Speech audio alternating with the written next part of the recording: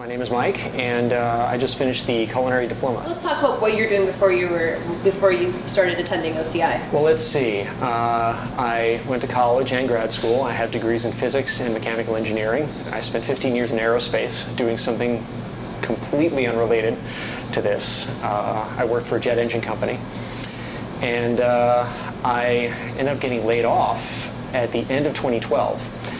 And after looking around for engineering jobs for a while and not really making a whole lot of headway, my wife actually suggested, she says, you know, why don't you get into cooking? Why don't you go to culinary school? You enjoy it, you do it all the time. You know, you watch cooking shows, you read cooking books. I mean, I started actually reading on food and cooking on my own. I think a lot of the students here sort of do that because they have to. I did that because I wanted to, and I actually read the whole thing cover to cover before I started here.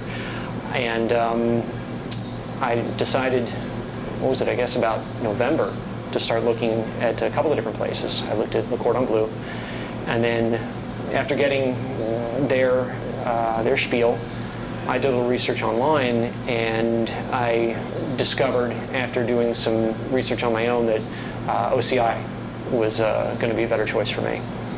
And so I started in January.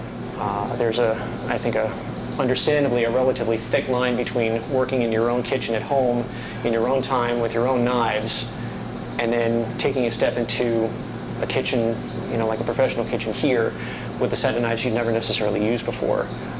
So everything that could possibly have felt awkward for me.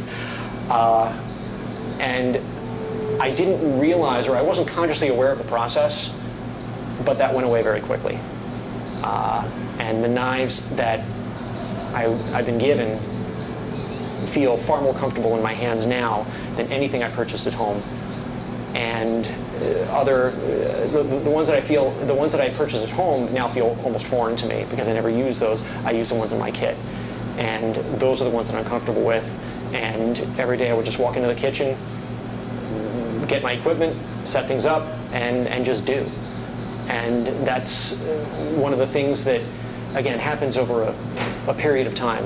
And it happened gradually for me, but it happened without my even being aware of it, until one day I stepped back and said, wow, I'm actually doing this. Starting, again, with little to no experience in a professional kitchen, and then having an externship at Park Kitchen, that's a big step. And I feel as though during the last 6 months, I've gained a tremendous amount of confidence in my abilities and my skill set, my knowledge. And though I am in no way going to be on the same footing as those working at Park Kitchen right now, or in any other professional kitchen, I think I'm in a proper place to learn from them, to get to the point where I can contribute in a meaningful fashion.